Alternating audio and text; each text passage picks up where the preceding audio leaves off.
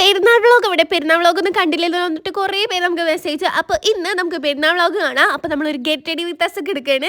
അതിൻ്റെ വീഡിയോ നമ്മൾ അടിയിൽ കൊടുക്കുന്നുണ്ട്, എല്ലാവരും പോയി കാണാം. സാധാരണ നമ്മളെല്ലാവരും തറവാട്ടിൽ പോയിട്ട് എല്ലാവരും കൂടി ആഘോഷിക്കുകയാണ് ചെയ്യാറ്. ഇപ്രാവശ്യം നമ്മൾ വിചാരിച്ച ഉപ്പാനും അമ്മാനും നമ്മുടെ വീട്ടിലേക്ക് കൊടുത്തിട്ട് നമുക്ക് ഇവിടെ ഒരു കുഞ്ഞ് ആഘോഷം പോലെ ആക്കാന്ന്. കേച്ചുമ്പോ വീഡിയോ വെച്ചിട്ട് 35 വർഷമായി. ഈ 35 വർഷത്തിൽ ആദ്യമായിട്ടാണ് അവർ വേറൊരു വീഡിയോ പോയിട്ട് പെരുന്നാൾ ആഘോഷിക്കാൻ പോകുന്നത്. അപ്പോൾ ഇവിടെ വന്നപ്പോൾ തന്നെ ഉമ്മ നല്ല അടിപൊളി പായസമൊക്കെ ഉണ്ടാക്കുന്നുണ്ട്. പിന്നെ ഞാനും ഇതിന് കുറച്ച് വീഡിയോസും അതുപോലെ തന്നെ ഫോട്ടോസൊക്കെ എടുത്ത് ഒരു ഫോട്ടോഷൂട്ട് പരിപാടിയൊക്കെ കഴിഞ്ഞ് ഇങ്ങനെ ഇരിക്കുകയാണ്. കണ്ടില്ല ഗൈസ്, ഇതാണ് ഞങ്ങൾ 4 മൈലാഞ്ചി. എസ് എ എന്താണെന്ന് വിചാരിച്ചാൽ ഉപ്പാടുമ്മയുടെ പേരാണ് ഷാഫർ അനുഷ അവരുത്.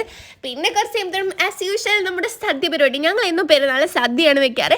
ഏത് പെരുന്നാളായിക്കോട്ടെ ഞങ്ങൾക്ക് സദ്യ അത് മസ്റ്റാണ്. നല്ല അടിപൊളി സദ്യയാണ് ഉണ്ടാക്കിയിട്ടുണ്ടായിരുന്നത്. പിന്നെ നല്ല മോര്, നല്ല പപ്പടം പൊടിച്ച്, ഒരു ബീഫ്, ക്യാബേജ്, പിന്നെ നല്ല ഇഞ്ചും പുളിയൊക്കെ ഇട്ടൊരു പിടി അയവ.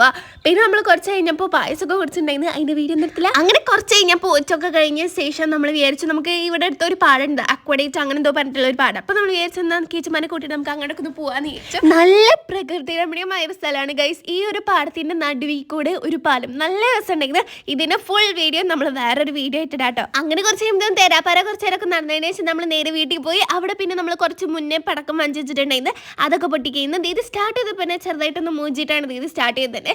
പിന്നെ എനിക്കിതൊക്കെ പണ്ടേ നല്ല ഇഷ്ടമായിരുന്നു. ഞാൻ ആ ഭാഗത്തേക്ക് പോകാറില്ല. ഈ ഒരു സാധനം മാത്രം ഇങ്ങനെ കൈ പിടിച്ചിങ്ങനെ കറക്കും, അത്രേ ഉള്ളൂ. അങ്ങനെ കുറച്ച് കഴിയുമ്പോൾ ഉമ്മച്ചി വീണ്ടും വന്നിരിക്കുന്നു.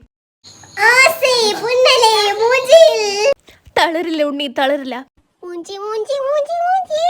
പിന്നെ കുറച്ച് കഴിയുമ്പോൾ ഉപ്പച്ചും പൊട്ടിച്ച് അതും ചെറുതായിട്ടൊന്ന് പരിപാടി.